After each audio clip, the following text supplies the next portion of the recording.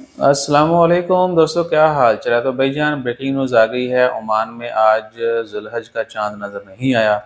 आज 6 जून 2024 जुमेरात का दिन है। कल भी आपसे शेयर किया था।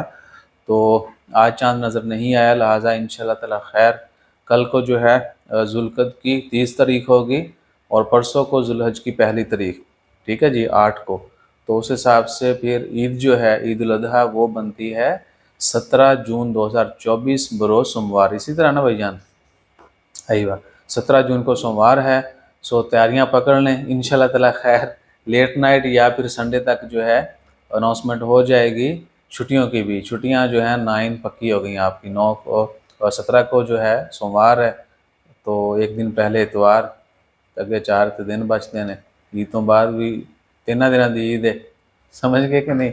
सो 9 डेज़ हॉलीडेज़ होंगी। ऑफिशियली स्टेटमेंट भी जल्दी आ जाएगी।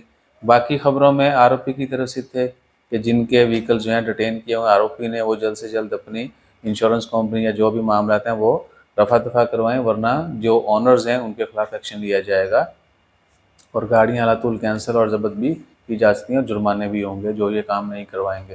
ठीक है जी। और बाकी फिर जैसे जैसे मजीद अपडेट्स आएँ वो शेयर करते रहेंगे। अपना ख्याल रखिए, दुआ में याद रखिए। जज़ाकल्लाह। अल्लाह हाफ़िज़। और like share subscribe follow comment करें। जज़ाकल्लाह।